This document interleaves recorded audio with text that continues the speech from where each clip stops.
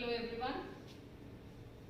Today I am going to talk about development of superior vena cava and its tributaries along with the anomalies related to the development of superior vena cava.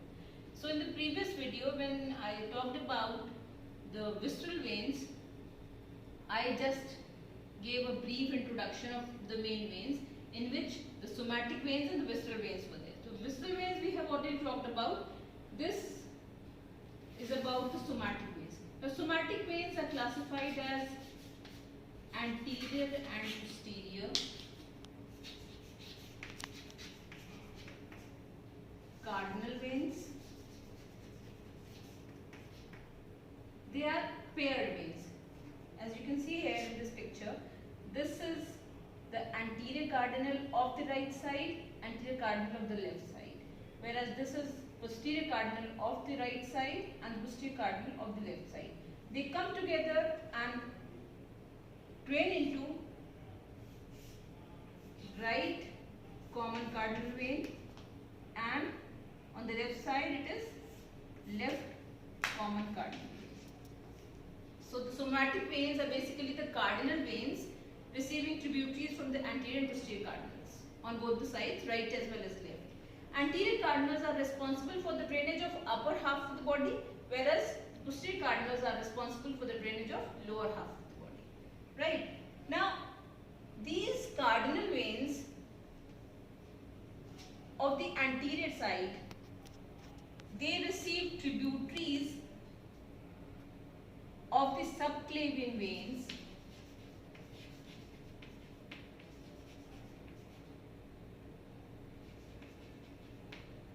on the right as well as on the left. So the tributaries, that is the subclavian veins, they join the anterior cardinals at the cranial end on both the right as well as on the left side. Fine. After that, what happens? These subclavian veins are basically draining the upper limb. Okay. And how these subclavian veins are derived? This is how you can see. These are the veins of the body, in which one vein enlarges, that gives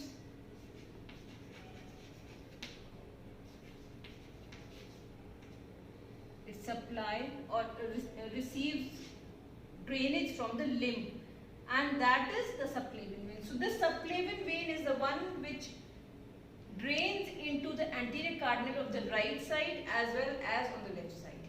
After that, what happens? A transverse anastomosis is established between the two anterior cardinals obliquely, that is from the right to the left. This is directed upwards. So this becomes the tributary of superior vena cava later on. Right. Now how the superior vena cava is formed? What happens exactly is, venous drainage is basically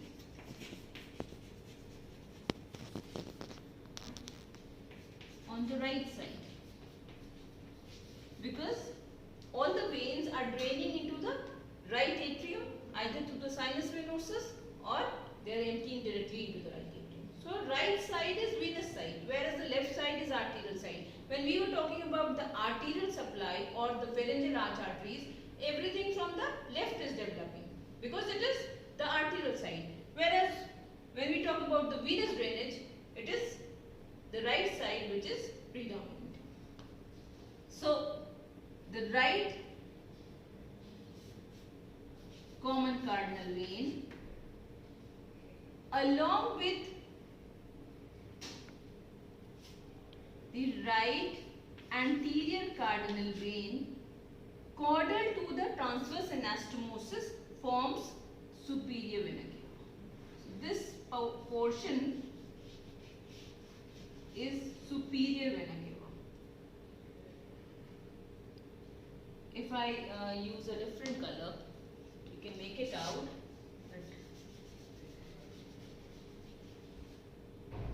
Whole of the right common cardinal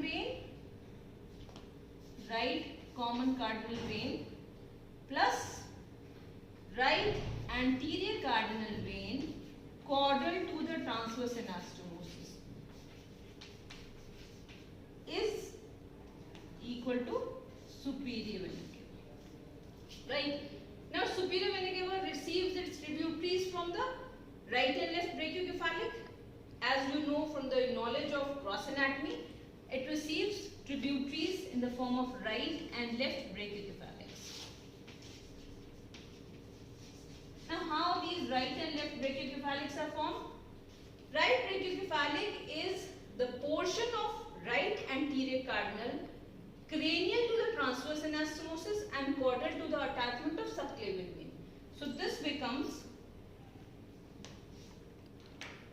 although yellow is used for vein, but here just to demarcate how the right brachiocephalic is formed, I am just using this yellow color so that you can make out how the right brachiocephalic is formed. Right brachiocephalic vein is present or is formed cranial to the transverse anastomosis and caudal to the attachment of subclavian. So this portion only is the right subclavian. Fine? When we talk about the left subclavian, portion of the transverse anastomosis as such, along with the part of left anterior cardinal caudal to the attachment of subclavian vein becomes left brachiocephalic vein. So this is left brachiocephalic vein. Now you can very well understand superior vena cava formed by the right common cardinal along with the right anterior cardinal caudal to the transverse anastomosis, whereas the right brachiocephalic is between the subclavian and transverse anastomosis. Right? Left brachiocephalic is the whole of the transverse anastomosis along with the portion of the left anterior cardinal between the transverse anastomosis and the subclavian vein. This is how right and left brachiocephalics are done. Now the portion of the anterior cardinals on the right as well as on the left side distal, or you can say cranial to the attachment of subclavians, become internal jugular veins. Okay, so this is how the internal jugular and the subclavians are derived. External jugular vein comes as an outside source and joins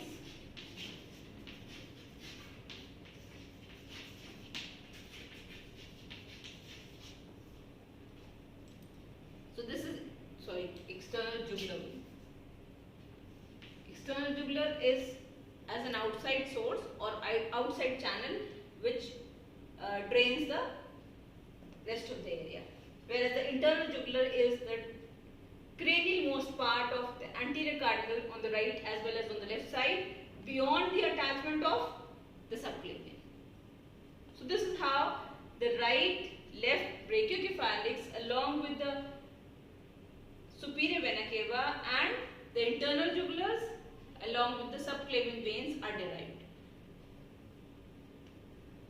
Now you see here what happens.